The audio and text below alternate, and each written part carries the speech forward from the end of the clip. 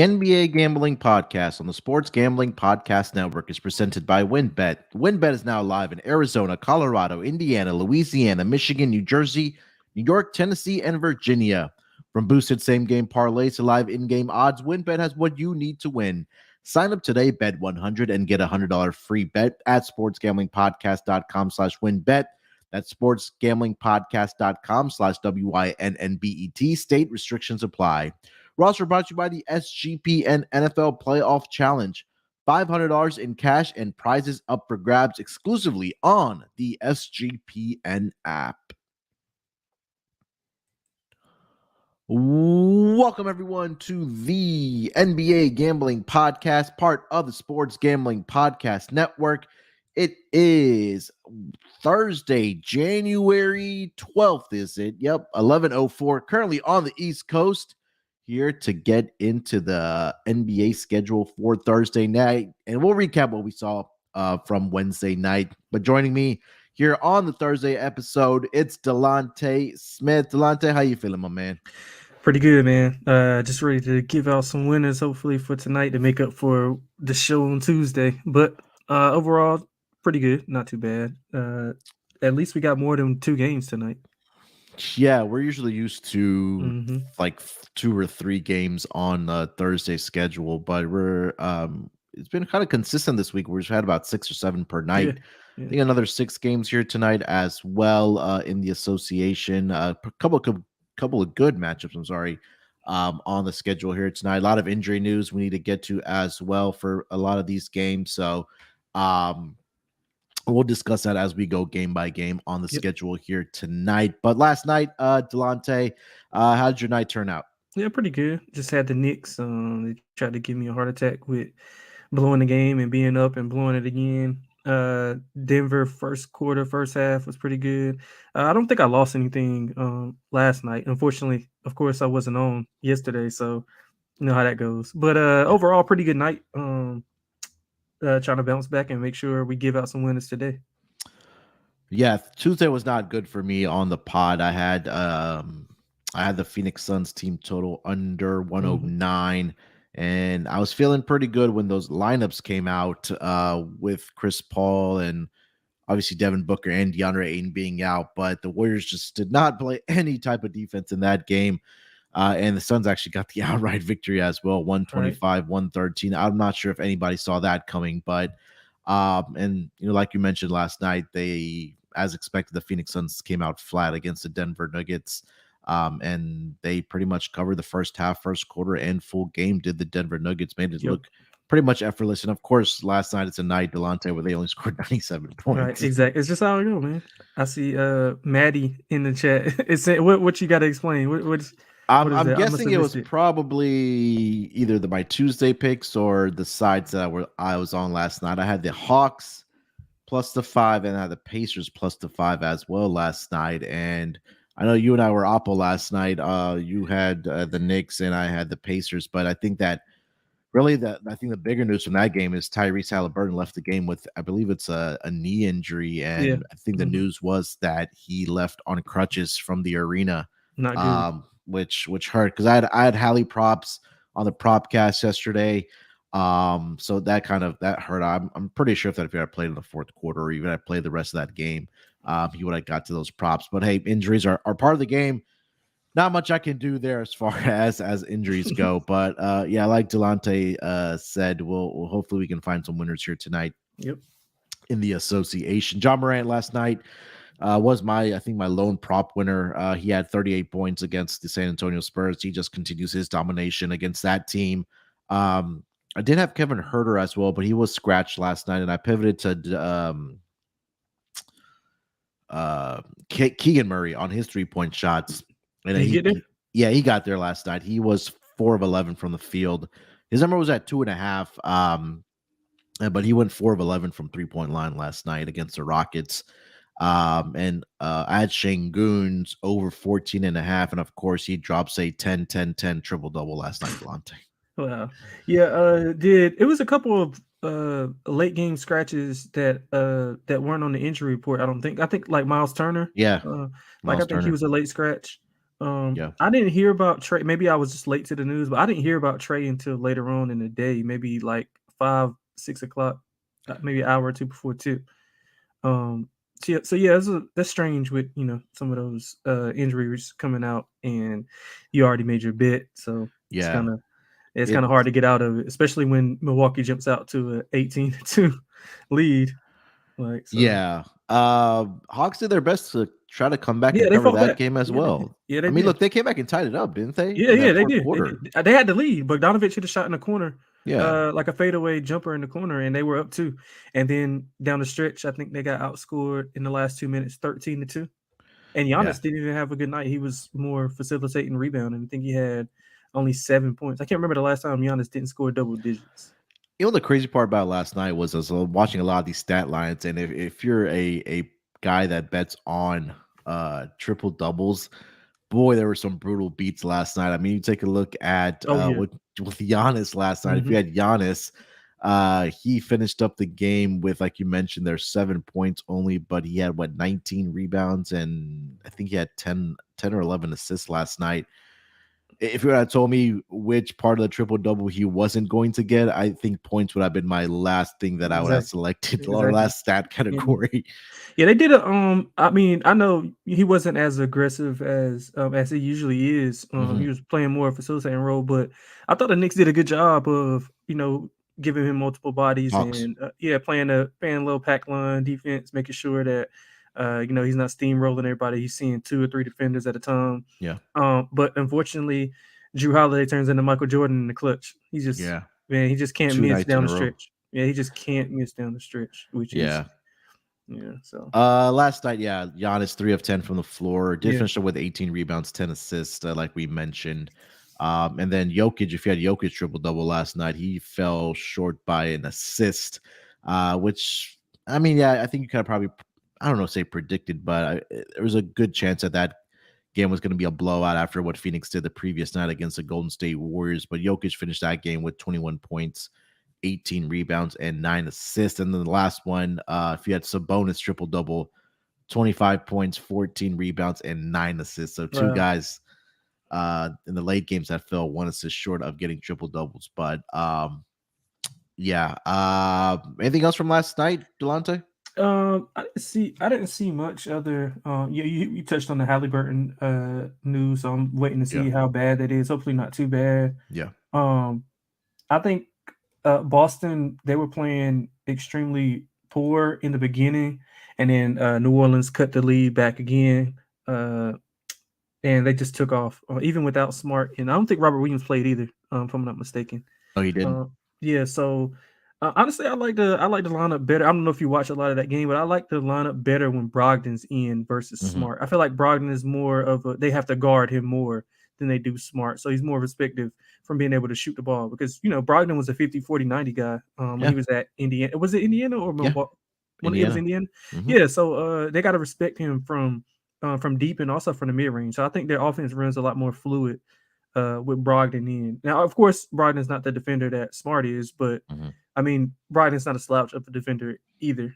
But other than that, I just enjoy watching Boston play, and I don't know what the hell we're gonna do with Minnesota or what they're gonna do with Minnesota. They just got blasted. Uh, no idea what's going on there. Yeah, it was really that second half where, especially the third quarter. Now, I know Anthony Edwards didn't start the second half. They had actually ruled him out for the rest of the game, but then I saw a note that came across. I think like it was towards the end of the third quarter that, hey, Anthony Edwards is going to return to the game for the Minnesota Timberwolves. But I think at that point, Delonte, it was a little too late Yeah, for the Minnesota Timberwolves. But yeah, Pistons get the victory there, 135-118. I think we touched on pretty much all the games from last night. yeah. I seen. I want to ask you a question. Yeah, I seen a tweet. I can't remember who tweeted it out, but it was I guess the Hawks and Knicks play. No, the Hawks and Knicks were playing last night, and somebody asked, "Is Dejounte Murray better than Jalen Brunson?" What do you think about that? Yeah, it's a Mm, tough, right? It's tougher than some people might think. Yeah, it's tough. I mean, if I was starting a team, who would I take right now? I would probably take Jalen Brunson. Yeah, yeah. I'm a Dejounte Murray fan. I like Jalen. Yeah. I just think some of the things that DeJounte can do, I think is being somewhat not limited to. I guess I don't think he's being used properly in Atlanta with Trey being able Yeah, to hold on to the ball a lot more. yeah. But I like Brunson's game. I think Hmm. DeJounte can do like more defensively, obviously, with his length. I think he's a better rebounder. But Brunson's just got something in him that is just you just can't teach it. He just Brunson has that it factor. yeah, he's just always even keel. He's always gonna make the right play. Yeah, he's not a terrible defender by any means. But yeah, Brunson. I mean, I've liked Brunson since he was in at Villanova with Yeah. Mikal Bridges. Man, yeah. But I just thought it was an interesting question. And a lot of people were kind of back and forth. Like it took a while to get some definitive answers, but it's I think it was a good question. Man. Yeah, I mean, DeJounte Murray when he was with the Spurs, like it was like automatic. We were betting his rebounds and assists to go over because he was pretty much the primary ball handler Right. for Right. the San Antonio Spurs, right? And he Mhm. was always a threat to go out every single night and put up triple double type numbers. But now I think there's an adjustment period. I think we talked about this, before the season started, that there was going to be some type of adjustment period for guys like Trey Young and DeJounte Yeah. Murray Yeah. having to play with each other because they're Mhm. both ball dominant guys, right? So right now Trey Young has kind of been in and out of the lineup, and DeJounte Murray missed some time as well. So I think it's going to take a little bit longer for them to kind of figure out how they're going to play off of each other and play with each other and things like that. And there's a whole separate thing that we talked about with the Atlanta Hawks about, with John Collins, does he want to be there? Does Nate McMillan get along with Trey Young? So there's a whole other drama fiasco that's happening off the court, with this team versus about what's happening on the court. But kind of getting back to Jalen Brunson, I think we got to give him his flowers because since 2023, we turned the page on the new year. He's averaging 33.2 points per game. He's shooting it at a 52.6% rate from the floor, Mhm. 50% from 3-point land. He's averaging, like I mentioned, 33 points per game. So I think that maybe Thibodeau's kind of figured it out on who should be running this offense and who should be running it with through. It feels like right now it is Jalen Brunson and then it's Julius Randle, because when I feel like you could maybe expand on this, is that when we see Julius Randle have the ball in his hand, it's more ISO basketball Yeah. I versus don't when like. Jalen Yeah. Brunson has it. It's okay. He's getting other guys involved and he can rack Mhm. up the assists and he can score the basketball well as well. Yeah, yeah, I don't like I like Randall. I don't like him initiating offense. I think he's better in the pick and roll spot because when him and it's a lot of it's not many lefty on lefty pick and rolls in the NBA. I think Fox and Sabonis are just another duo that stands out, but it's hard to defend that lefty pick and roll simply because everybody's accustomed to defending it from the right hand side. So Yeah. once they set Julius Randle up on the left hash and they run the pick and roll, then he can hit Grimes in the corner. He's got quickly in the short 3-point zone. Um, but I think Brunson is just playing extremely well. He rarely takes bad shots. He's always just even keel. He doesn't get too high, doesn't get too low. Yeah, but I'm really a fan of Jalen Brunson, but I like Murray as well. But as of late, like Brunson has just he's been worth that contract, and he got the Knicks playing really good basketball. Yeah, like you said with Thibodeau, um, definitely not known for his offensive scheme or sets, but some of the things that he's doing, I think he just pretty much put in the Luka tape from last year, or Brunson and Luka, and saw how Jason Kidd was running Brunson without Luka on the court, and Yeah. he's got the ball in his hands a lot more. Hmm. He's actually moving well without the ball whenever Grimes and quickly, when they're at the top of the key doing their screen and roll things, he can set. He's a really good set shooter, really good set shooter. Yeah. Um, so I mean, I like what I see in Brunson and honestly the Knicks overall. I like what I'm seeing. They just gotta get they gotta get somebody that can just put the game away. Like I thought RJ would be able to take that next step Hmm. to be that guy to whenever Jalen's not doesn't have it, he can Yeah. be able to come in and give you a stretch of 2 minutes where he could just strictly get to the line, hit a shot or whatever. But I mean, I know he's coming back from injury, but I just hadn't seen that as much this season as I would like to. But Yeah. as soon as they get that guy, or if RJ gets that confidence, they can just put the game away on his back for a 2 or 3 minute stretch. Man, I think the Knicks are going to be pretty good moving forward. Yeah, I agree, man. There's definitely talent on that team. And it's just about Thibodeau figuring out who he Yeah. wants to, who he wants, uh, or whose hands he wants the ball in. And Mhm. Jalen Brunson has been that guy right now since, like we said, we turned the calendar year. All right. Before we get into the games here for tonight, Delonte, let me tell our listeners about our presenting sponsor, and that is WinBet. WinBet is the official online sports book of the Sports Gambling Podcast Network, and WinBet is active in a bunch of states. And there's a ton of ways to win, including live betting and same game parlays. Plus, the NFL playoffs are here. Great promos, odds, and payouts are happening right now at WinBet. Ready to play? Sign up today to receive a special offer. Bet 100, get 100. Limited state availability. There's so much to choose from. All you have to do is head over to sportsgamblingpodcast.com/winbet so they know that we sent you. That sportsgamblingpodcast.com/WINNBET. Offers up to change. Terms and conditions at winbet.com. Must be 21 years or older and present in the state where playthrough WinBet is available. If you're someone you know has a gambling problem, call 1-800-522-4700. SGPN has teamed up with Homage for a NFL playoff challenge. The winner will get $300 in cash, a $100 SGPN gift card, and a $100 Homage gift card. Homage has a ton of cool retro, throwback, officially licensed NFL gear. Check them out at sportsgamblingpodcast.com/homage for all the contest details. And to enter, download the SGPN app and hit the contest tab. All right, Delonte, let's get into the schedule here for Thursday night, my man. The first game on the schedule, we're going to go over to the city of brotherly love.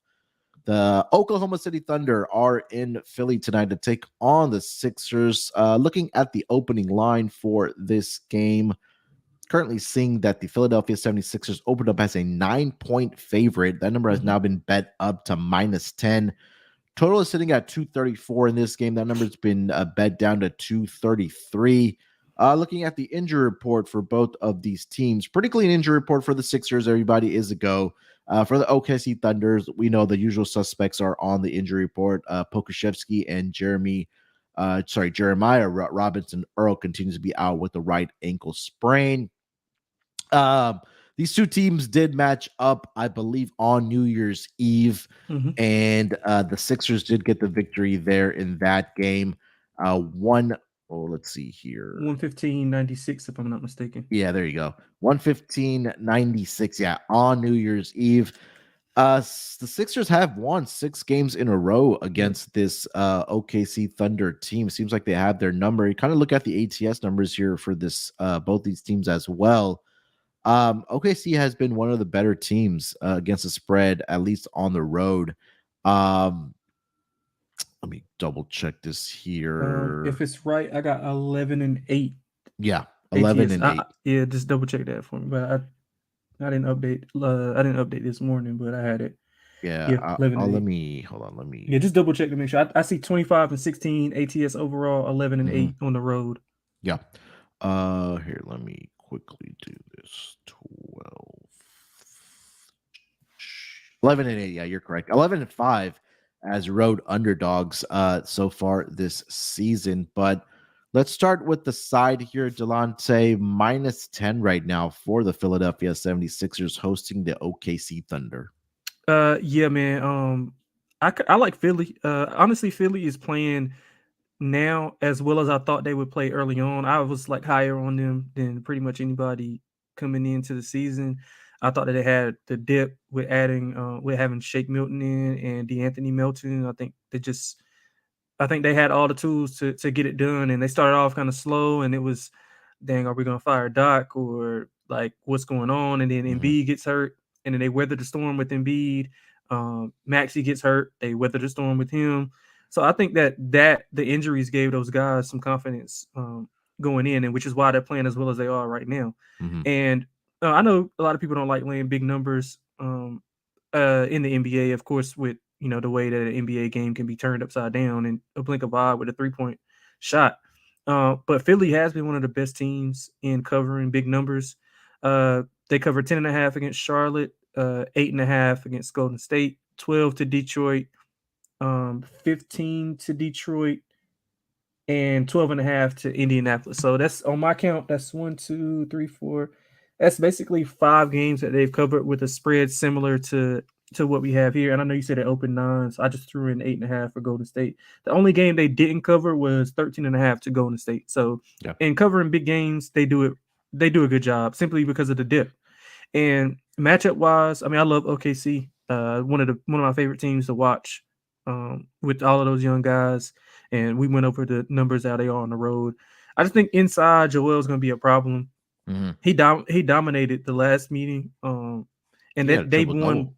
Yeah, they won pretty easily without Maxey or Harden, and Hmm. they didn't have to exert a lot of effort. Yeah. Honestly, so they held SGA to 14 points, if I'm not mistaken. I think that might be a season low. I'll just have to double check that. Yeah. But the defenders that they have to throw SGA and to limit Giddy Mhm. is what's going to be a key. So I like Philly here. I see a few 9.5, so I would try to find a 9.5 if you agree with me, and I would lay that with Philly.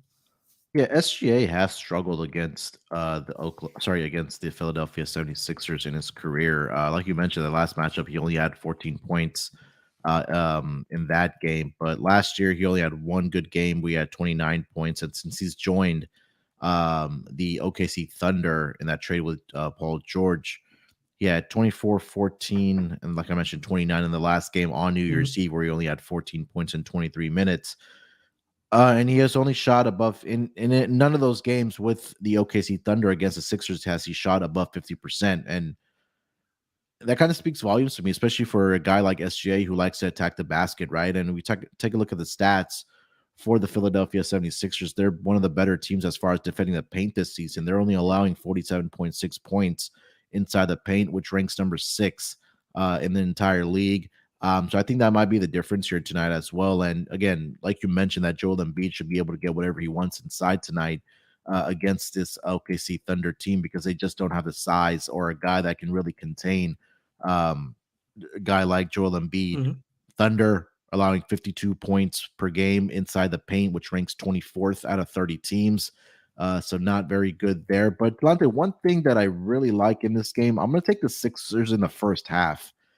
We talked about how the Sixers have won 6 straight games against the Thunder, but if you take a look at the margins in the first half in those last 6 matchups, and I'm quickly going to read them off here to you, and I wrote this down. So they've been up by 10, 13, 15, 8, 5, and 26 over the last 6 games against the OKC Thunder. And just to expand upon that, the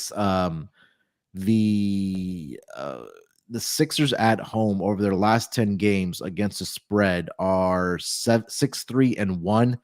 And then the Thunder in their last 10 games on the road in the first half are 2-7-1 against the spread. So I think they come out and play well here in the first half. We've seen where the Thunder are a team. I think they lead the league in third quarter scoring, and third quarter scoring margin. I'll double check that here, but I really like the Sixers in the first half. It is at -6 in this game, so I may just lay that lumber in the first half with the Sixers, and they just come out and play well. And Joel Embiid has just a monster first quarter. Yeah, I don't hate that. They're seventh in first half margin. So not a bad play. And I think that OKC is among they are in the first half, Oklahoma City is they are bottom they are bottom 5. So that's a good play. I like that a lot. I like the full game as well. Um I just think that okay, so they're gonna in order for Oklahoma City to have success, they're gonna have to speed up the game because they're top 10 in pace, Yeah. whereas Philadelphia is slower in pace, obviously because they want to dump the ball in to Joel, and Harden's not the old Harden where he likes to run up and down the court and just throw Mm. lobs. So they do speed. However, Philly does speed up the tempo whenever Harden and Embiid are off the floor when they let Maxey run the show. Yeah. But I think that I don't think that Oklahoma City will be able to speed Philly up because they're just going to get beat up inside.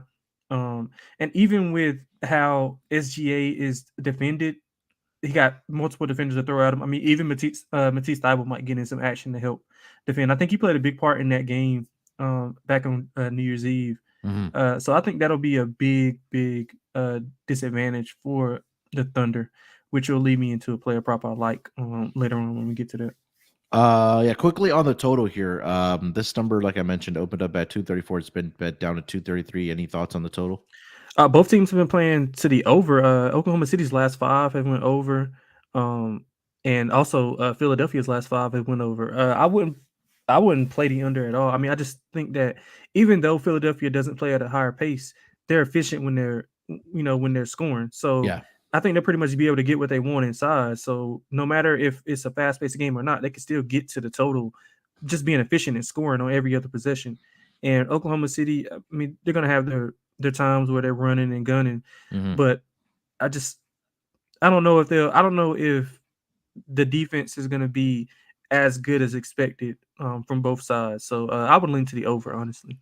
Yeah, Philly over the last 10 games are number one in offensive rating with a rating of 121.7, just ahead of the Denver Nuggets in that category. So, yeah, I think that difference tonight is going to be just Embiid and even Harden when he tries to go inside the paint and has easy baskets because again, there's no real rim protection for the Mhm. OKC Thunder. Let's get over to some player props here. Delonte, what do you got?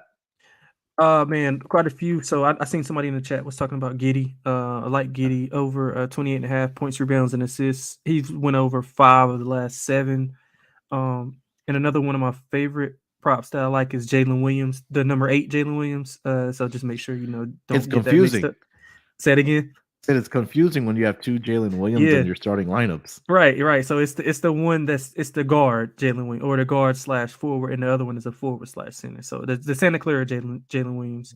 So basically, since defenses have been shifting more to guard Giddy because Giddy has been playing better offensively, he's been getting a lot more looks. They've been actually letting him initiate the offense a lot more. So at the top of the key, at the free throw line extended, he has the ball a lot in his hands. He's able to make plays. Um, it's 11 and a half right now. He's went over this number in 11 of the last 15 and more recently 6 of the last 8. So I think he'll have because of the matchup and all the attention that Giddy and SGA is going to cause, I would think that he has a similar amount of shots north of 14 or 15 shots and get to the line a few times to be able to get us over this number. I really like Josh Giddey's points here tonight. It's Hmm. currently sitting at 15 and a half. And like you mentioned, number one, that attention is going to be on on SGA to slow him down, which should open up opportunities for Josh Giddey. And Giddey's been another guy this season that since the turn of the year, he's playing pretty well in the 5 games so far in 2023. He's Hmm. averaging 17.8 points per game. He's shooting it at, let's see here, 48.7% from the floor, and he's at close to 41% from beyond the arc, where he's knocked down at least 2 3-point shots in 4 of the last 5 games. Now, he didn't get it done against Miami, but he still had a triple double in that game of 18, 15, and 10. So I like his points here tonight. And against the Sixers, he's had some success as well, right? 3 career games dating back to 2021. He's had 19, 9, and 20. So I think that he does have a pretty good scoring night here tonight. So that's one player prop I do like for this game for Hmm. Josh Giddey over 15 and a half. Yeah, another one that's it's probably not on the board just yet, or at least it wasn't this morning when I looked at D'Anthony Melton with his threes over. Um, it's usually set at 1.5, 2. He's had 2 plus in 15 of the last 17 and 3 plus in 10 of the last 15. So he's getting a high volume.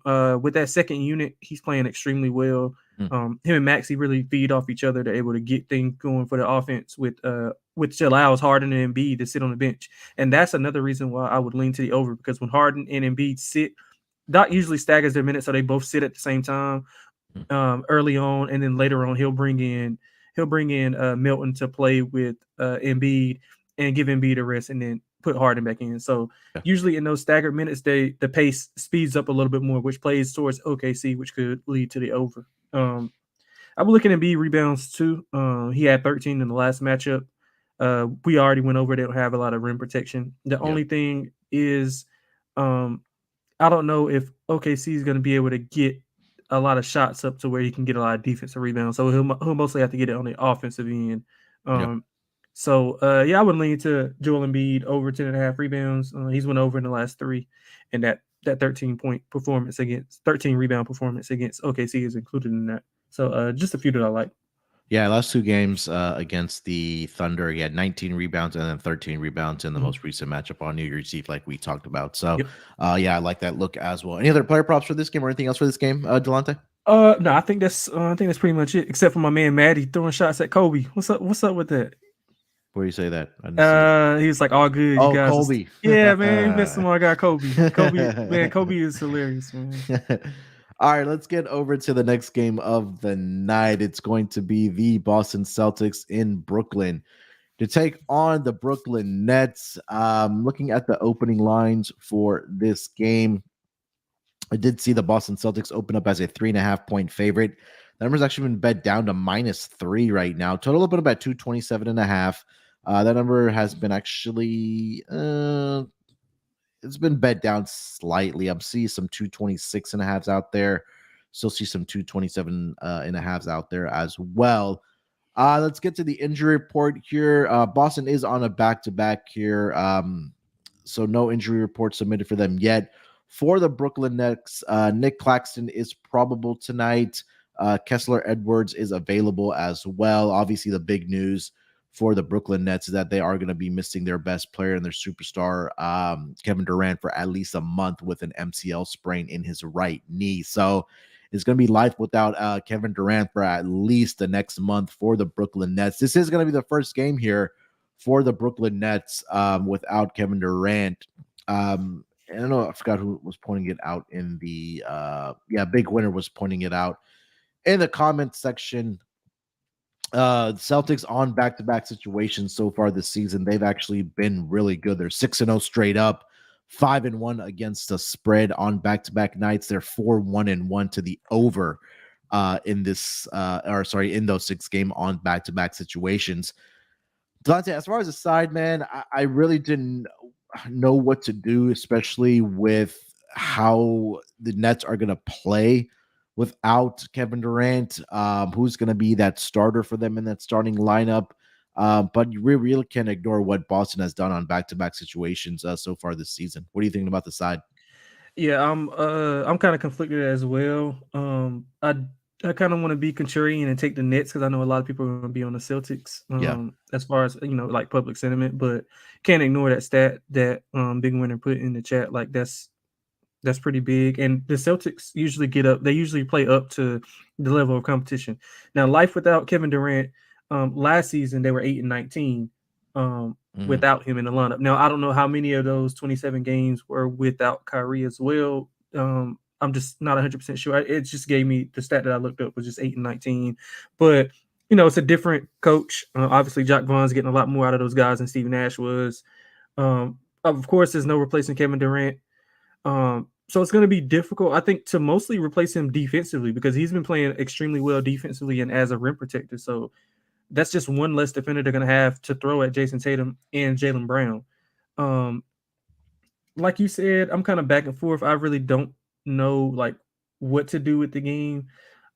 This is Brooklyn's first game. They're returning home from a 3-game road trip, and they've played 4 of the last 5 on the road. Yeah. So will they be, more rested? They've been off since I want to say they've been off since Sunday, if I'm not mistaken. So they had a couple of days Been a off. while, yeah. Yeah, so they haven't played since Sunday, and that was the game that KD got hurt. Mhm. So I think TJ Warren can step in and contribute. I would love to see more minutes from Watanabe, one of my favorite Mhm. players to watch.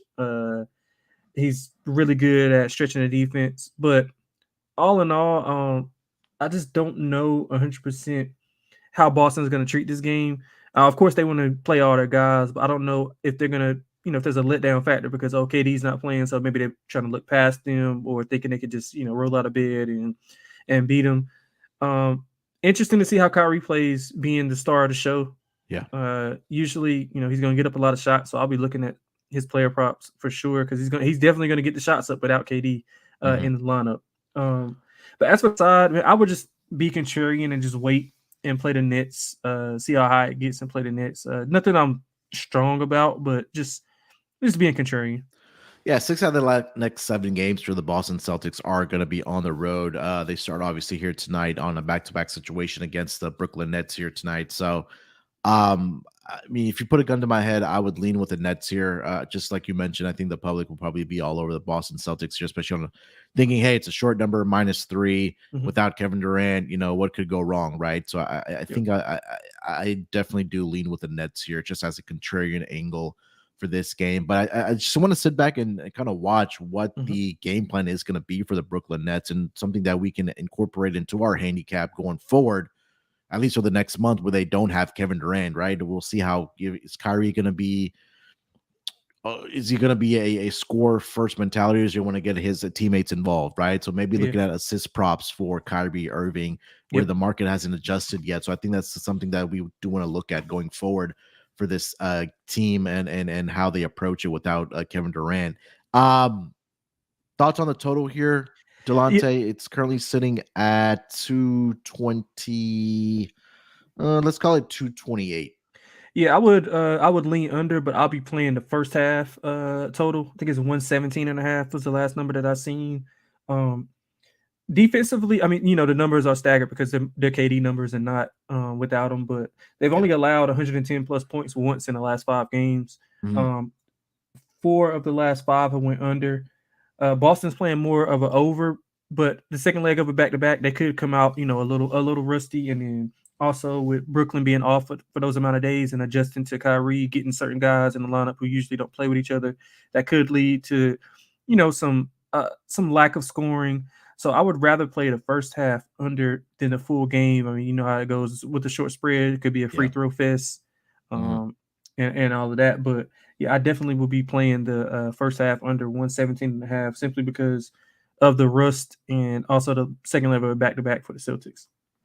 Yeah, that makes a lot of sense to me. Maybe it might be where it takes a while for the Hmm. Brooklyn Nets, because they've had 3 full days off here, and then again, like we mentioned, it's going to be interesting what the lineup is going to be for Jacques Vaughn, and again, it's going to be an adjustment period for him as well, on trying to figure out rotations and lineups, and who's playing well with who. Because when you talk about a player like Kevin Durant, I mean, you're trying to replace a guy that is averaging 30 plus points per night for this team. He's a great defensive presence as well as a great rebounder as well for this Brooklyn Nets team. So, gun to my head, contrarian play. I'll take the Nets here. I'll lean with the under as well on this game as well. But Hmm. again, I will be sitting back and watching and see how the Nets play without Kevin Durant. Any player props you like in this game here, Delonte? Man, I see LG dropped a bunch of player props that he liked in the game. I'm What we kind of got? with him Let's on. see. We talked about the Kyrie thing. Yeah, Um, Kyrie makes I'm sense. yeah, I'm just not a big fan of Kyrie passing the ball, especially when he knows he's the focal point of the offense. So I might look at the assist under, but I can see the angle where he's talking about, Kyrie wants to get other players involved. I mean, he has been shockingly playing a lot better as far as decision making and getting other guys involved. So I would probably look at the under on Kyrie assists and over on the points. Okay. Also another guy, Malcolm Brogdon. If Marcus Smart is questionable, or is he like probable? They don't have the injury report submitted yet, just because they did play last night, so they do get extra time to submit those injury Yeah. reports. But He's probably not going to play. yeah, That looked pretty bad whenever he. I don't know if you saw it, but that looked pretty bad whenever he went down with that injury. But hopefully it's not too long. But if he's out, I like Malcolm Brogdon points, rebounds, and assists over 18 and a half. He's went over 6 of the last 7 games. He had a good night last night.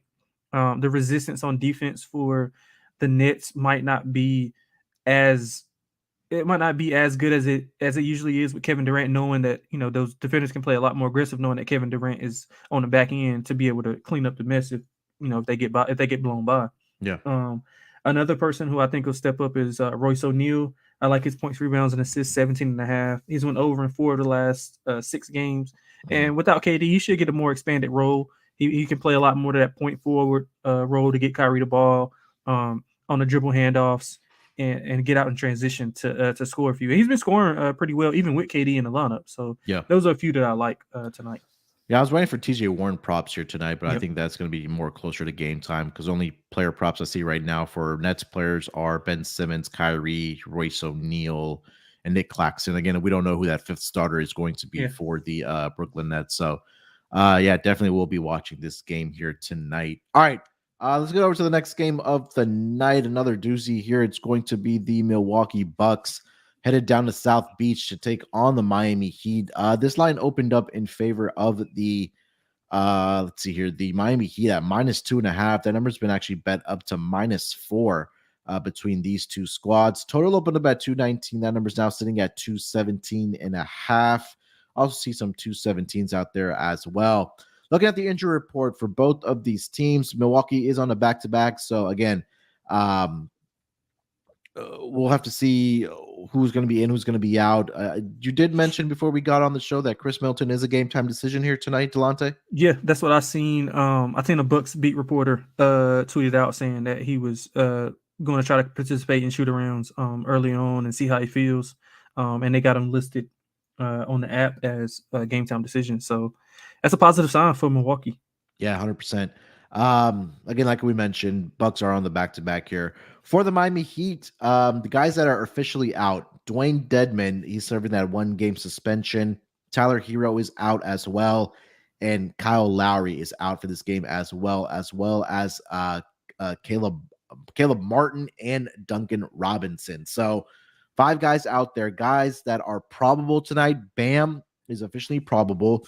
And Haywood Highsmith is also probable here tonight. So it's always an adventure going through the Miami Heat injury report every single game when they are playing on a given night here. But let me take a look at Milwaukee's back-to-back numbers here, or on back-to-back situations this season. I think they've also been up there with the Boston Celtics as far as how good they've been. Yeah. Mm-hmm. So Milwaukee on back-to-backs this season, they're 4-0 against the spread. They are 3-1 to the under in back-to-back situations so far this season. But Delonte, why don't we start with the side here? Let's call it -4 in favor of the Miami Heat. What do you think about this game?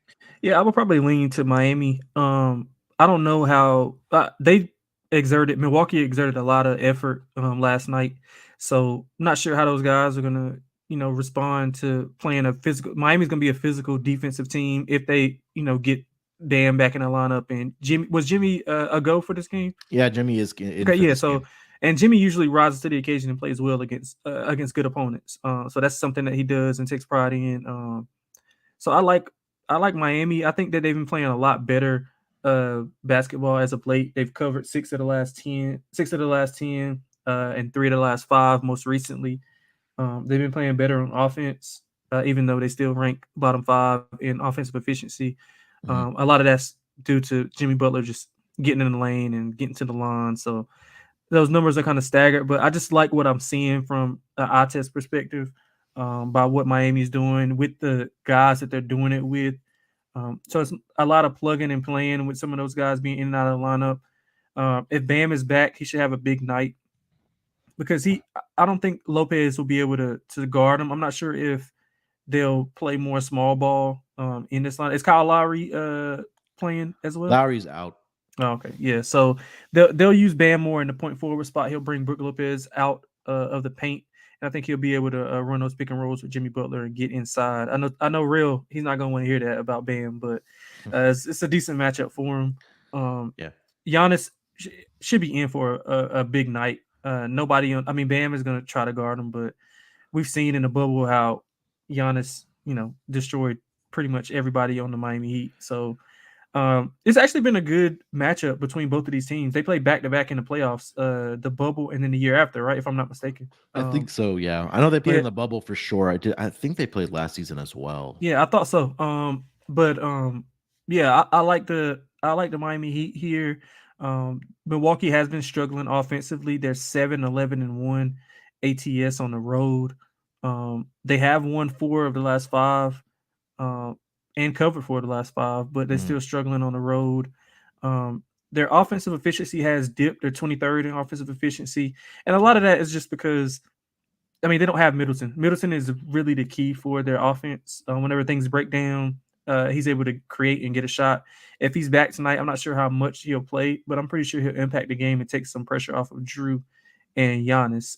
But I like Miami to get it done here, laying the 4.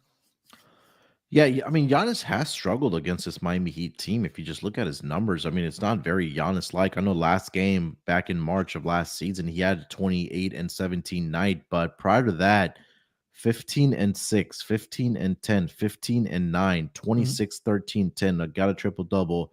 Prior to that, 9.6 rebounds, 6 assists. So I feel like they do have the bodies to kind of throw at Giannis and kind of disrupt his rhythm. I think PJ Tucker was a big part of that last season. Mhm. Obviously, no longer on this team, but I think Bam is more than capable of his length and his athleticism to stay in front of a guy like Giannis. And again, Giannis has struggled over his last 3 games for whatever reason. He did have the double double last night with assists and rebounds, but just scoring the basketball, he hasn't been very efficient as far as his field goal percentage. I think I saw he's shooting it at 24% over his last couple games. So um, God, Miami, man, as home favorites, it makes me nervous, man. It Yeah. really does. I mean, you just look Yeah. at the ATS numbers, Delonte. It's not very pretty for the At all. Miami Heat. They're 16-24-2 overall, but at home this season, 6-14-1. They're 4-13-1 against the spread. I'm gonna lean with the Bucks here. I feel like this could come down to a one possession game at 4 right now. Um, I think that might be a 2 points too much, man. And again, we talked about Milwaukee on back-to-back nights are 4-0 against the spread so far this season. So I'm going to lean with the Bucks here. I like Mhm. what I've seen from Drew Holiday over the last 2 games. Pat Connaughton, Grayson Allen, those guys have been contributing as well. The one thing that will make me nervous, and we've seen this throughout the course of the season, is where impact players that do return, that teams tend to not do very well because they are trying to get those guys involved and get their feedback under them. And we saw that with Steph Curry in the first Mhm. half, in particular, in the last game against Phoenix, where he didn't shoot the ball very well, but he came on in the second half. But again, at that point, it was a little too late. So I'm going to lean with the Bucks here. I'll take the +4 here with them. Thoughts on the total here, currently sitting at 217.5. Yeah, I would play the under. Yeah. 3 of the last 5 for Milwaukee have went under. They've allowed 100. They allowed under 110 points in all 3 games. All 3 in most recent games, and we all know that Miami's a snail. Pretty much, they're gonna play at a slower pace. They're gonna walk the ball up, especially with all those guys missing. They just don't have the bodies.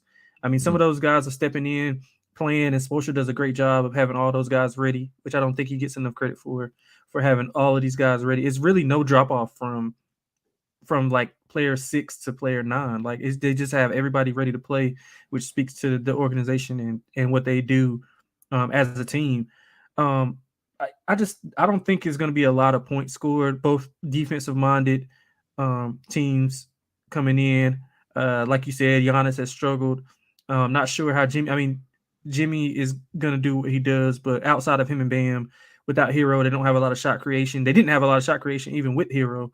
Um, so with Middleton back, like you said, I think they'll try to get if he does actually end up playing, I think they'll end up trying to get him the ball, just get him in rhythm, try to ease him back in slowly, which could alter their offense as well. So I would definitely lean to the under. Yeah, the only thing that makes me nervous is that the last 8 matchups have seen, or the regular season matchups at least, have seen 217 or more points in their season series. But yeah, like you mentioned, and also T Rock 3 pointing out that the Bucks are just an under team on the road so far this season, where they are 14-6 towards the under. So that's a great It's a good call stat. there. Good Yeah. stat. So 70% to the under in road games. And like you mentioned, both these teams are at a slower pace. Miami ranks number 28 out of 30 teams as far as pace. Milwaukee right about league average at number 14 for the season. Again, Miami, the number one team as far as defending the paint this season at Mm-hmm. 45.1. So I think that kind of bodes well towards the under in this game as well. So yeah, that's side and total player props in this game. If anything you're looking at here, Delonte, what do you like? Yeah, I didn't see much Yeah, I didn't available, either. honestly, because of both teams. Milwaukee being on the back to back and Miami having that laundry list of injuries. One player I do like for Miami who has been playing extremely well is Victor Oladipo. Hmm. This month, averaging Yep. 16, 4, and 4. He's shooting 40% from three, taking 6 threes a game. He's playing with a lot of confidence. It looks like he got some of his burst back. Obviously, he's getting older, so the burst won't be as good as it was whenever he was in Indiana and OKC to a lesser extent. But he does give them some versatility, some ball handling. He's able to come off the screen, knock down threes. So I would look at Victor Oladipo threes and also his point total. It's just not out right now. I guess we'll have to tweet it out, put it in Discord Yeah. whenever they release it. But I would guess it would be. I mean, he's averaging 16 this month. Um, I would guess it would be somewhere around like 12 and a half, 13, just simply because the odds makers thinking about the Bucks defensively being a stalwart. Yeah, I'll take a look at Bam's rebounds here tonight at 9.5. I see that even money. Last two matchups against the Miami Heat, sorry, against the Milwaukee Bucks, Bam has put up. I just had it here. Yeah, 18 and 12, and then 20 and 13. So if you want to get on a double double for Bam, or just take his rebounds at 9.5 at even money, I do like that for him tonight against the Milwaukee Bucks. Anything else for this game, Delonte? No, not really, man. It's just we hit on it. It's just gonna be a lot of like wait and seeing with like it always is with Miami Heat games. So it's kind of hard to handicap them. And you don't know what Milwaukee's gonna do. So it's kind Yep. of hard. It's kind of hard to just handicap both of these teams right now. Yep. All right, let's get over to the next game of the night. It's going to be a rematch of the game on Tuesday night between the Charlotte Hornets and the Toronto Raptors. Looking at the lines for this game, the Charlotte Hornets are a road underdog, where the Toronto Raptors opened up as a 7.5 point home favorite. That number has been bet up to -8. Still see some 7.5s out there. Total opened up at 232. That number has been bet down to 231. Do see some 230.5s out there as well. Looking at the injury report for both of these teams, for the Charlotte Hornets, Gordon Hayward is doubtful, and we know Kelly Oubre Jr. is going to be out for some time with the left hand injury. For the Toronto Raptors, pretty clean injury report. Otto Porter Jr. is done for the year, as he's dealing with a toe issue for the Toronto Raptors. Like I mentioned, these two teams matched up on Tuesday night, where the Raptors did get the victory there, ultimately pulling away. They got that victory 132 to 120 against the Charlotte Hornets, in a game where there was a lot of second chance opportunities in that game. And if I was just looking at the box score earlier before we started the pod here, and the Toronto Raptors in that game had 18 offensive rebounds against the Charlotte Hornets team. And we know that opposing centers, and I guess we can still throw in power forwards as well, have had a lot of success rebounding, the basketball against the Charlotte Hornets. But Delonte, why don't we start with the side here? -8, let's call it, for the Toronto Raptors against the Charlotte Hornets. Yeah, this was my dog Tuesday, and it lost, of course, but I might be right back with Charlotte. I think it was more of an outlier performance from Toronto. They made 23s. Yeah. Both teams shot 44+% from three, or 43% from three. I want to say Toronto shot 51% from the field, which is unlike them. I mean, they rank 29th in effective field goal and 3-point percentage. So, like, that's just, I think it was an outlier performance. Now Charlotte, they don't do anything well as far as defending, but I think some of those shots that they were making were off of those offensive rebounds, so they're getting wide open looks off of kick out threes. I think more Mark Williams and Mason Plumlee will be able to basically contain the glass with Toronto, because Toronto doesn't have an inside presence at all. I mean, they play Chris Boucher a lot. I know Precious was playing a lot before he was injured, but they don't have a lot of rim protection, so that was kind of odd to see. I saw the same thing you saw as far as the box score. But I just think that the Raptors was a pretty much an outlier performance. They don't do a lot of things well as far as shooting the basketball, even with the poor defense like Charlotte. I think Charlotte can hang and make it a somewhat of a game, because I mean it was only a 2-point game going into the fourth quarter. Yeah. So they outscored them by 10, and that was it, which is pretty much been Charlotte's problem all year. They play within the number. The first half, they come out in the third quarter, they played pretty well, and then they just fall apart in the fourth quarter. I don't know if that's on Steve Clifford's rotations, because he does sit Melo at the start of the fourth quarter. I have no idea why. But without Melo in there, it's a lot of Terry Rozier jacking up threes, a lot of bad shots by him, and they look kind of lost without Melo on the floor. And you can check his plus minus to really back that up. But yeah, I like Charlotte here in a bounce back mode. Usually the second leg of these kind of back-to-back games with these teams usually favors the team that got beat. Yeah. So give me Charlotte here plus the 8. Yeah, I'll lean with you as well on like what you just mentioned, your last handicap there, with typically we see both of these teams either split the victory or at least a cover. Mhm. And like you mentioned, that this was only a 2 point game heading into that fourth quarter, where Hornets pulled away and won that fourth quarter by 10 points. And um, Toronto had a great night shooting the basketball from the 3 point line, 20 of 44 for 45.5%. Overall shot close to 50% from the floor. And again, I think it's what's going to come down to rebounding, that they're probably going to look at the stats that they gave up 18 offensive rebounds to the Toronto Raptors. You can't do that. You can't do that against any team, right? And you can't give those other teams second chance opportunities That's right. in those games, or in any game. Looking at the numbers as far as points in the paint, Charlotte actually won that. They outscored the Toronto Raptors 56-44. It was just the difference was pretty much a 3 point line, where Toronto knocked down 5 more 3 point shots than the Charlotte Hornets. So I'll lean here with the Charlotte Hornets here as well. Any thoughts on the total here, Delonte? Yeah, I think it's a bit inflated still. I think it opened up maybe like 2 or 3 points higher than what it did in the first matchup, simply Mm-hmm. because of, I mean, they went crazy from three. Like both teams shot over 40% from three, which is definitely an outlier for both of these teams. The Raptors are highly unlikely not to make 23s in this game, so I would lean to the under. They both play at a somewhat medium pace.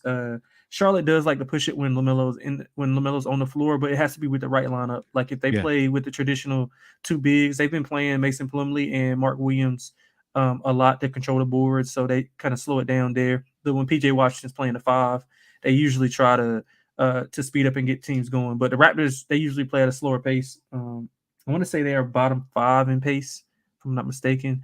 And I would lean to the under, simply just I think it's just an overreaction to what we saw on Tuesday. Yeah, for when you talk about the 3 point shooting, both these teams are ranked dead last Mhm. as far as 3 point shooting team percentage. Toronto's number 29 at around 33%. Charlotte is dead last at number 30 at 32.7. So, I mean, I think both these teams combined for 35 3 point shots made in that Yep. game on Yep. Tuesday night. So, um, I don't know, but it still scares me. Anytime LaMelo Ball is on the floor, we know that guy doesn't play any defense, and the pace is up when those when he's on the floor. I'll still lean towards the over in this game. Again, I still think that even if they don't knock down their 3 point shots, maybe the pace and at least points inside the paint are going to be there for both of these teams. Like I mentioned, 56 of the 120 points that the Hornets put up came from inside the paint Mhm. in that game. Um, Player props here, Delonte. What do you like? Gary Trent threes. I see it's at 2.5. He's went over this number six of the last seven. He's been playing extremely well, especially shooting the ball a lot. And speaking of threes, Scotty Barnes under a half threes made. I know it's always kind of scary to go under a half. Have a guy make one. It's kind of the Draymond thing to do. Yeah, But nobody respects Scotty Barnes' jumper. I mean, that's one of the knocks that had been on him when he came out of Florida State. Even in his first year, he's not able to shoot it at a decent enough level. He's went under this in 8 of the last 11, and in 8 of those games, he's made he has only attempted one in like 6 of those games. So he's not going to get a lot of volume. And I like both of those I like get Scotty Barnes under threes and Gary Trent over threes. One of my favorite props to bet. I've been betting it all year. Mason Plumlee over 24 and a half points, rebounds, and assists. If you look at Mason Plumlee's stat line, like mhm, his box score or whatever stat sheet, yeah, it's really incredible to see like what he's doing, like rebounding the basketball, even passing to a lesser extent. He's went over in 6 of the last 7. He's had a double double in 4 of the last 6. Um, he plays great off in that dunker spot when LaMelo's coming off the screen and roll. He can get the ball in the paint, and when he gets to the line, he has that weird he's shooting left-handed now. I have no left-handed. idea. Yeah, Yeah, I have no idea what he's doing with that. But yeah, I think Mason Plumlee is a solid big. I wouldn't be surprised if he gets moved. Like he could be used to a team that needs a big inside presence. I wouldn't hate him going back to Brooklyn. Wasn't he at Brooklyn before? He was at Brooklyn before, right? I Well, think I it know that wasn't Miles. was I think he no. was at Brooklyn before. I would love to see him back in Brooklyn for a bit of a post presence for them. Somebody who's able to run Yeah, that pick and roll and the dribble handoff effectively. Um, yeah. He started his career in Brooklyn. yeah, I thought so. Last season he was with Detroit. Mhm. Prior to that, he was with Denver, Yep. and then Denver again, Portland, in his third or fourth year in the league, and then he started a career with Brooklyn. Yeah, so yeah, I would love to see him back there. They need some rim protection and a guy who's a little bit more mobile to be able to defend the paint. So I like Mason Plumlee over 24.5 points, rebounds, and assists as well. Yeah, I took Terry Rozier over 2.5 3-point shots made here tonight. He had 33 in the matchup against the Raptors on Tuesday night. He hit 5 of 9 from 3-point line. But I think that one thing kind of stuck out to me is that he's made at least 3 3-pointers against the Raptors in 7 of his last 9 career games against the Raptors. And they're struggling to defend the 3-point line as well. Over the last 10 games for the Raptors, they're allowing opponents to make close to 13 3-pointers per game, which ranks about number 19 below league average. And they're also allowing opponents to shoot around 39.2% from beyond the arc, which ranks number 27 over the last 10 games. So it seems like that, again, for some of these players, since the new year has started, that they found their shooting stroke.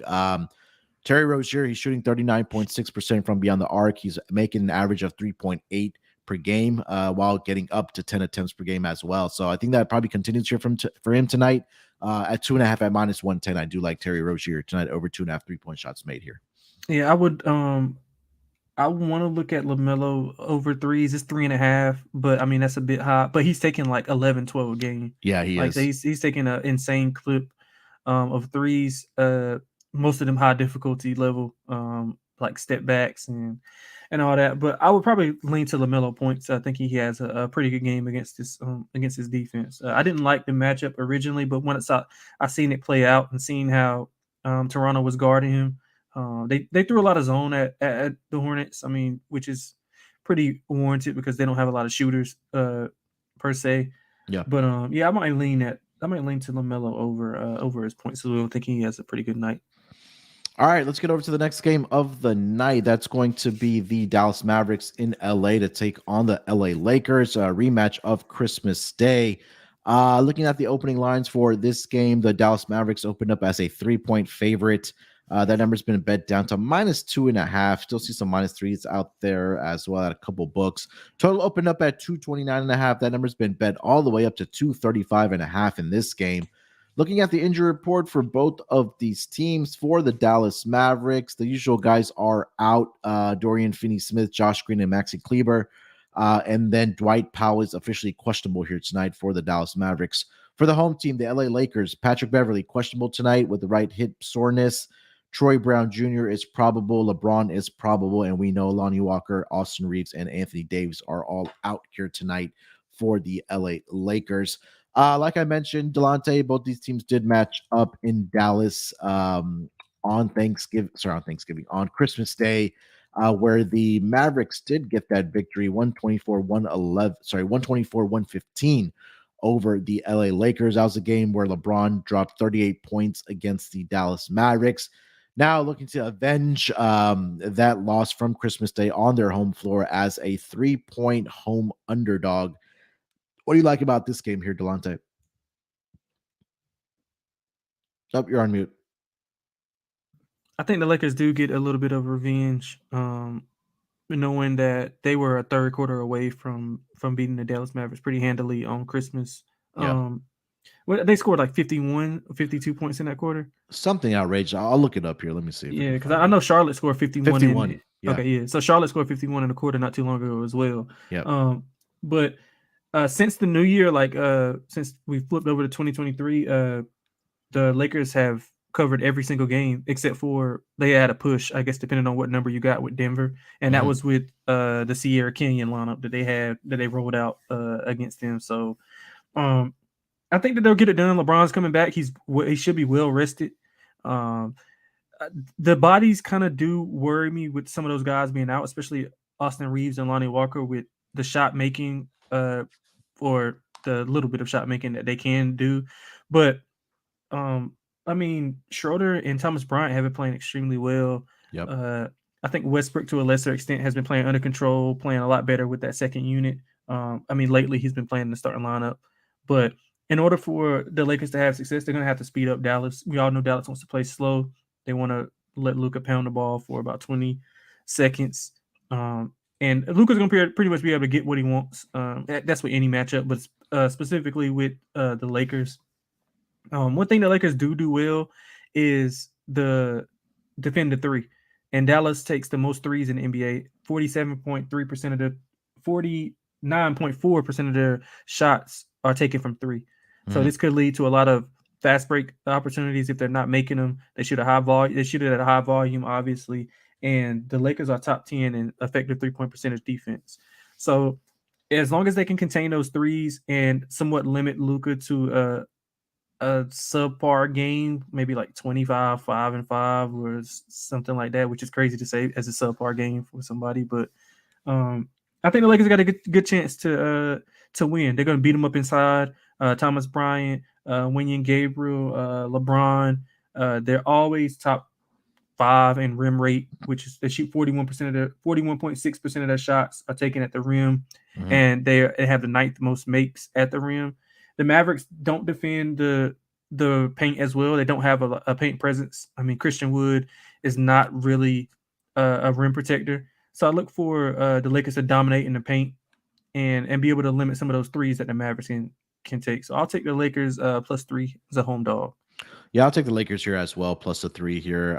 Like I'm on the money line here as well. And like you mentioned, that Christmas Day game where they just got outscored 51-21. You would think they would have lost that game by 10 plus points. But look, they were in control most of that game, like you Mm-hmm. mentioned, until that third quarter. They did try to make a rally in that fourth quarter where they did outscore the Mavericks 40-30, but they just fell short in that game. And again, in that game on Christmas Day, they won 3 out of the 4 quarters against the Dallas Mavericks. I think this is going to be another big LeBron game. Like you mentioned, they have a lot of rest here.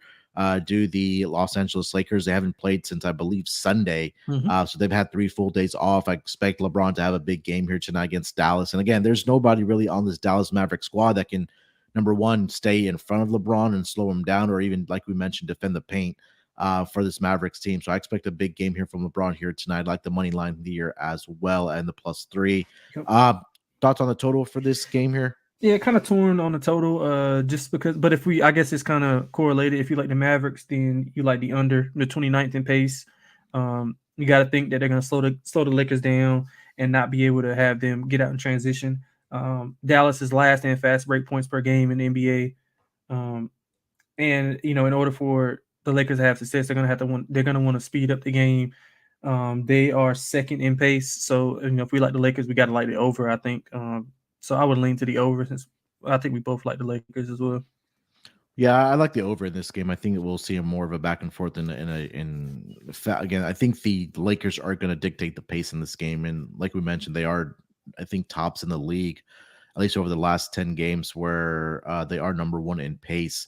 And Mhm. on the season, it's stayed consistent for them, where they are number 3 as far as pace goes. In Dallas, yeah, they're dead last as far as pace, but again, I feel like this is going to be a game where the Lakers do dictate the pace. Lakers number 2 as far as points scored inside the paint so far this season.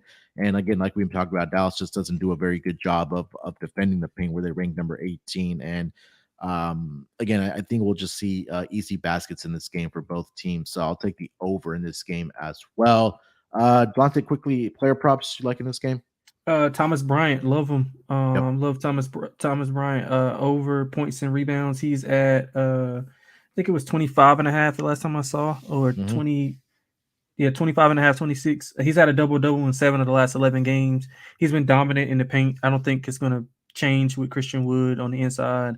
Um, I would also like to see him shoot more three. I mean, I think early in his career, he was a lot better at shooting threes. Maybe that's just not what the Lakers do offensively, but I'd love to see him pick and pop and take a few more threes. I think in the last few games, only took maybe 1 or 2 threes. But the I mentioned the rate that Dallas shoots threes, and if they're not going to make them, which I'm pretty sure they're not going to make a high clip on this Lakers defense as they defend the three pretty well. It's going to be a lot of opportunity for rebounds. He's going to probably beat up the Dallas offensive glass. So I look for Thomas Bryant to have a big game. I know LG mentioned that LeBron was 35 points away from the milestone. So I don't know if he might get that tonight, man. He might get that tonight. Yeah. Um, so I'm big on LeBron points, rebounds, and assists. He's well rested. I don't even think he played. He didn't play in the game Sunday, so he's had extended rest. So Yeah. he should be ready to go. Points, That's a rebounds, good and point. assists for him. Um, Schroeder points. He's had 20 plus in the 3 of the last 4, taking on a bigger role with Lonnie Walker and Austin Reeves being out. So those are 3 that I like pretty good. Pretty good amount.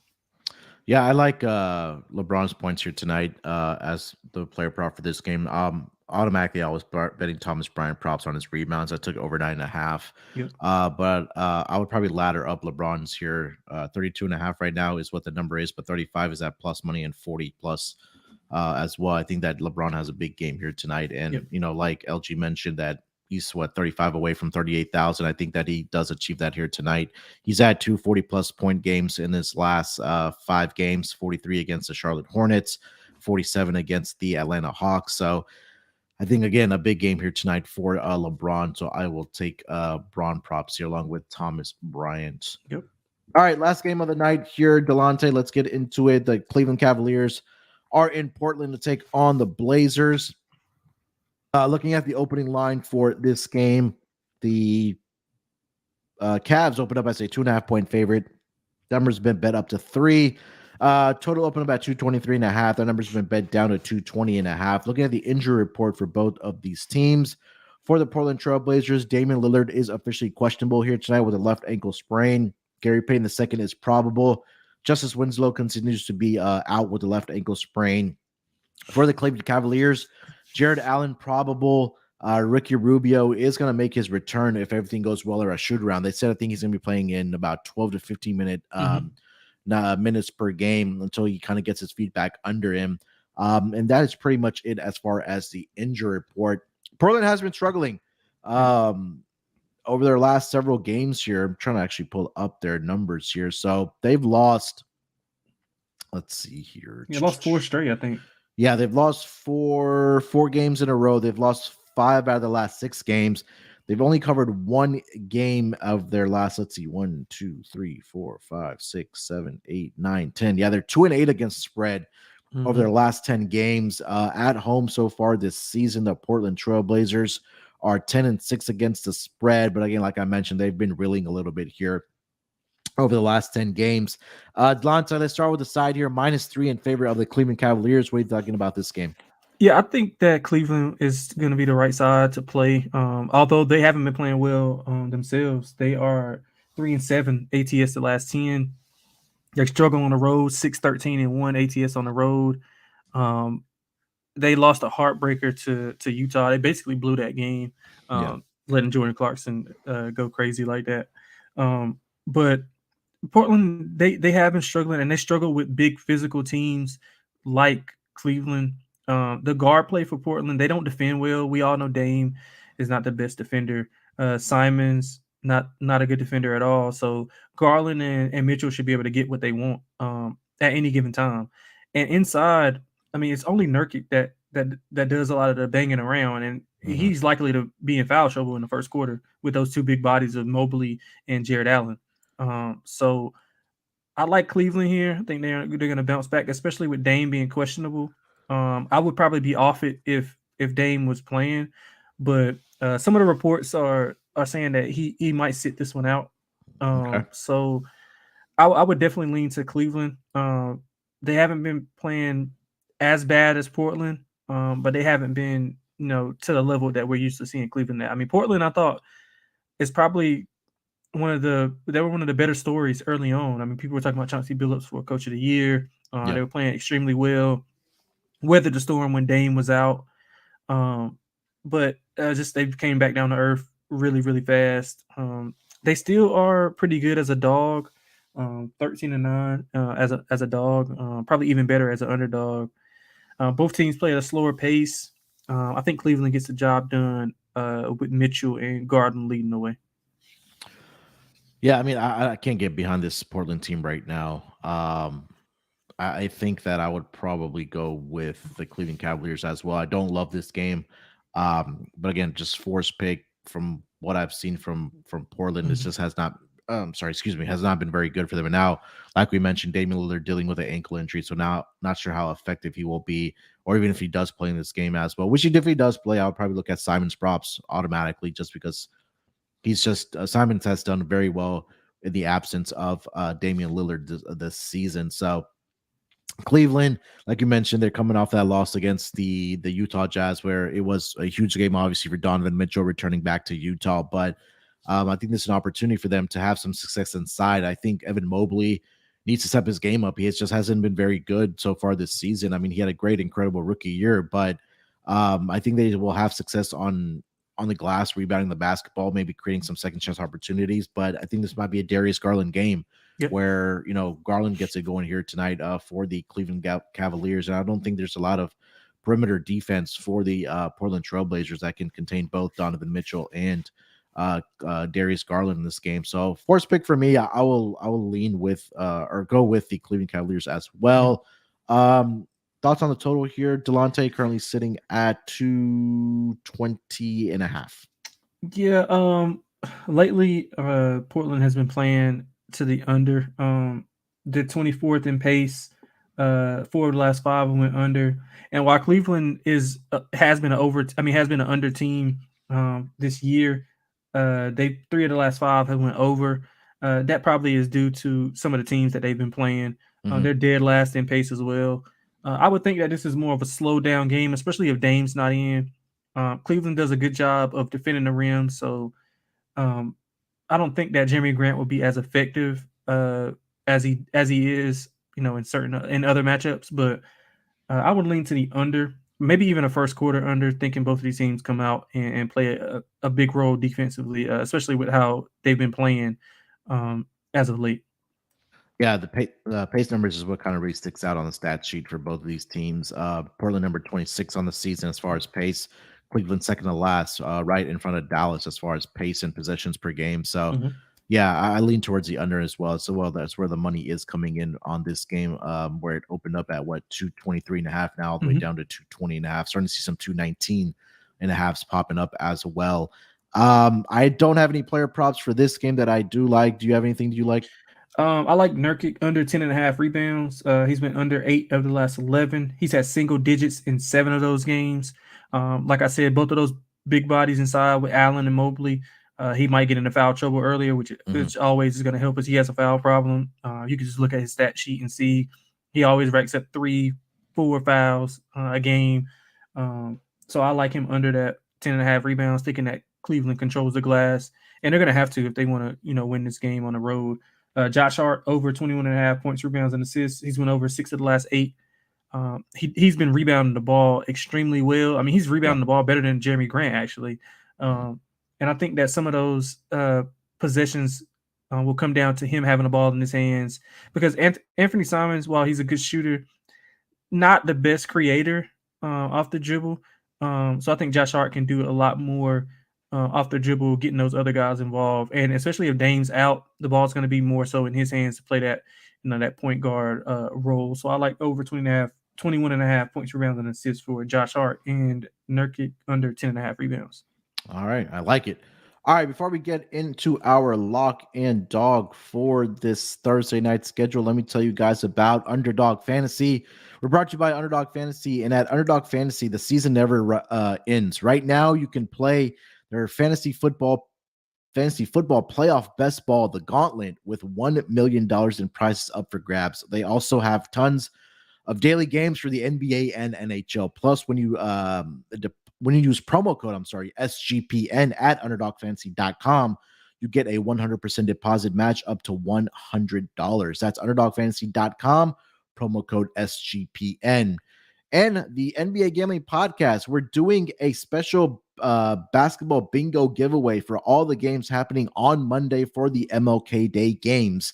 All you have to do is subscribe to the NBA Gambling Podcast YouTube page, and then go to the SGPN app and get into the contest under the contest tab. The sign up link is right there. But again, you have to be subscribed to the NBA Gambling Podcast YouTube page first, and then head over to the SGPN app to get into the contest.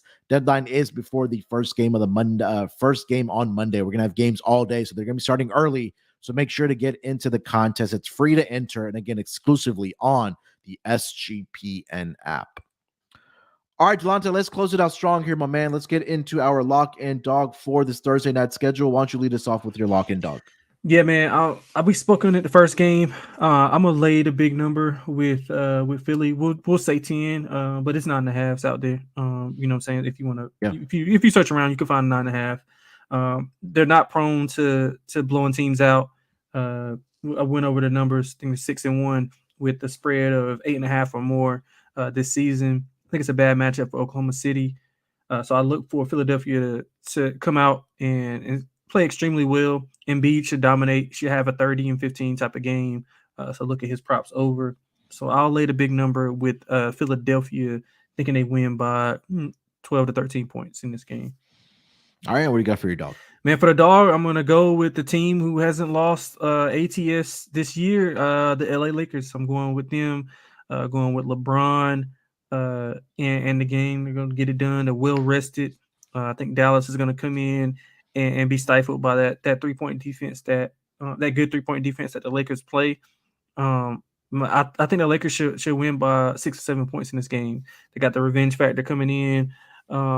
They do some of the things that Dallas wants to do, as far as pick and roll and a lot of the spacing with the shooters, the Lakers do defend well. Now, the one thing that I am worried about is just Luka going nuclear and them not being able to stop him at all. Um, but I mean, that's the worry with any Dallas Mavericks game. Yeah. But all in all, I think the Lakers get some revenge. I think LeBron gets to that milestone that LG was referring to. Mm-hmm. I think look for a big night, maybe a 40-point game for LeBron, as you mentioned, which I'll be on as well with you. So that's for my dog. The Lakers, is it still +3? I am seeing 2.5 at win bet. That's cool. Plus 127 on the money line. Yeah, that's cool. We'll take both of those. All right.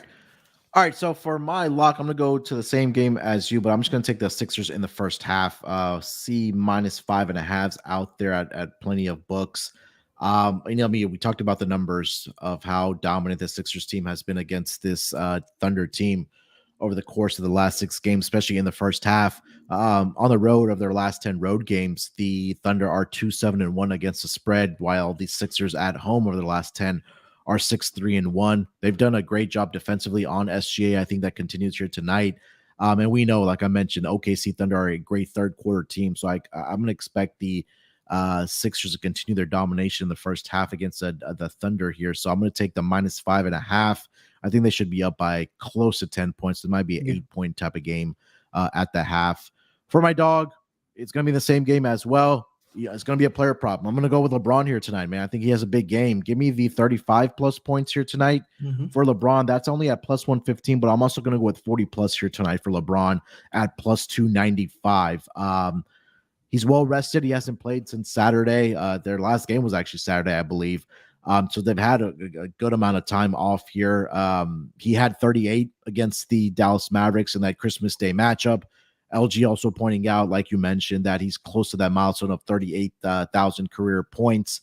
I think he can get close to 40 points. And again, he's had 40 points in 2 of his last 5 games on the season. So expect big things from LeBron here tonight. Again, there's nobody on this roster for the Dallas Mavericks that can stay in front of them. And again, they don't have that rim protection either. So I'm expecting LeBron to just attack the basket at will, get easy baskets, get to the free throw line. And I think that this should be a game where he has 35 to 40 points each. So I'll give out the ladder of 35 plus at plus 115 and 40 plus at plus 295. If you want to go even higher, 45 plus is at 7-1 for LeBron here tonight. So I'll ladder the 35 plus at plus 115 and 40 plus at plus 295 as my dog for the Thursday night schedule here. All right, Delonte, that's going to do it, man. Pretty long episode here on the Thursday schedule. About 6 games that we got through. Talked about some stuff from last night as well. But anything else you want to mention before we get out of here, bud? No, man, I think we hit on it all.